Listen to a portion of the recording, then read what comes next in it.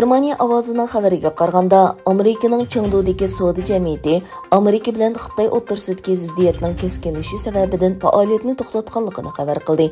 Xitoyning Chengdu shahridagi G'arbiy Janub Amerika savdo uyushmasi 30 avgust e'lon qilgan bayonotida Xitoy doiralarining mazkur organga faoliyatlarini to'xtatish haqida rasmiy buyruq tushirganligini bildirdi.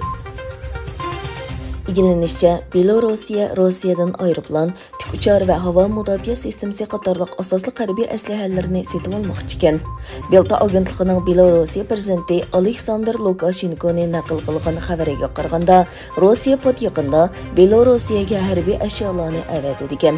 Buning ichida hava mudofaa sistemasi bor ekan. Birleşken Devletler Dünya Meteorologiya Təşkilatı 1970 yıldan 2019 yılgacha bo'lgan aralıqda klimat o'zgarish va qurg'oqchilik sababidan kelib chiqqan odam va iqtisodiy ziyon haqida tekshirish olib bordi. Bu tashkilotning doklatiga qaraganda 50 yilda bo'ron, kelkun va klimat o'zgarishidan kelib chiqqan issiqlik to'lqini keltirib chiqargan ofat 5 hassa oshgan. Türkiye'nin Yangi Bozor Bosh konsulxonasining rasmiy ichilishi Serbiyadagi bo'shliq nupusi zich o'ltiraqlashgan Sankakh rayonida o'tkazildi. Marosimga Turkiya Tashqi ishlar ministri Çavuşoğlu, Serbiya Tashqi ishlar ministri Selakovic, Turkiyaning Belgradda turishliq bosh elchisi Hami Aksoy va Yangi Bozor Bosh konsuli Bashar Bashol qatorliqlar qatnashgan bo'lib, Turkiya raisi Erdo'g'anning sinliq uchuri ko'rsatildi. Qatar Aviasiya şirketining bir aeroplani Talibanlarning kontrolligidagi Kabul aerodromining qayta ichilishi uchun tekshirish olib boradigan texnika guruhini elib Kabul aerodromiga qo'ndi. Yana bir tarafdan Talibanlar bilan Afg'onistonning Panjshir o'lkasida Tojik Ahmad Mas'ud boshchiligidagi yerlik kuchlar o'rtasida yanada yarashish bo'lmadi. Keng ko'lamli to'qinish ehtimolligi kun sari kuchayadi.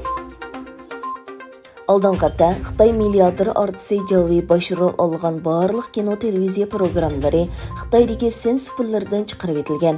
İlgilenişçe, Zhao Wei aldanqı asrning 90-yillarning oxirida Malika Xuanzhou televiziya teatridagi roli bilan dong chiqargan 2001-yili Shaolin futboli nomli kino texmi olqishga erishgan bo'lib, yaqinda barliq kino filmlari tordan g'oyib bo'lgan.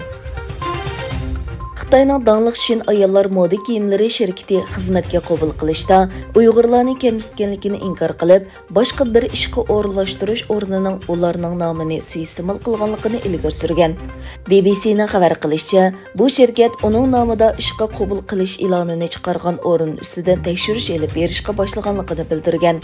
Kishilik huquq tashkilotlari va g'arb tadqiqot o'rinlari Xitoyda Uyg'urlarni ishga qabul qilishda kamsitishning umumyuzlik ahvol ekanligini ta'kidlab kelmoqda.